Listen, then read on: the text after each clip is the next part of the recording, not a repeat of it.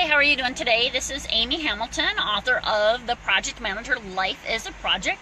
And today I am coming to you live from the roadside. Why is that? Because we are all bound by the triple constraint. And that means that sometimes we have to balance time, budget, and quality. And unfortunately for me, there was a huge amount of traffic on the highway today, so I had to pull over on the side of the road so I could start this on time, figuring that being on time was the most important of the triple constraint for you today.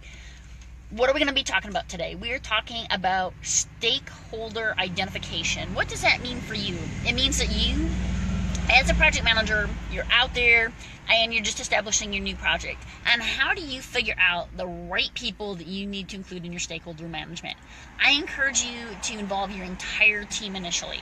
And why is that? It's because your team, this is a chance for you to bond together and to really work through this. And because, let's face it, you've got a lot of different brains, a lot of different perspectives, and this is going to bring your team together. One of the first team building exercises you can do.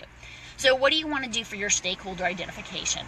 One of the things that you can do is a Venn diagram. And what you can do is you have these little concentric circles, and when those circles come together, you can see where different stakeholders overlap. So maybe your HR group is one of the people you want to have in your Venn diagram, and your HR group then connects to your marketing, and your marketing then talks to your sales, and everything interconnects. And this is how you're going to get this group together. So you're going to look at the interconnections of your Venn diagram. Another way you can do it is brainstorming.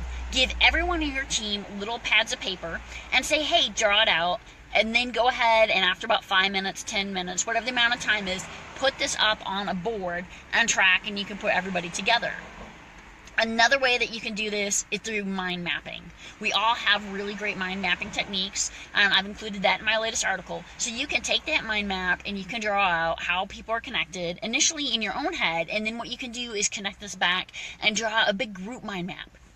So now that you've got your stakeholders identified, what do you need to do? You need to look at the levels of stakeholders. There's normally 3 levels. The first is your primary, and these are the people who are most important. Your project team members should all be members of that. Your project sponsor, whoever the core customers, users are going to be, those are all your primary stakeholders. Your secondary stakeholders. So maybe if you're going to be doing a construction project,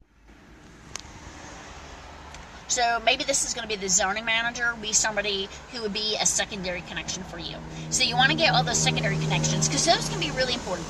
But the last part that some people don't always consider, these are going to be your tertiary connections. These connections are kind of like that third person. But for instance, maybe if you're going to be putting in a big housing project, you really want to consider the local citizens and how they are going to feel about it.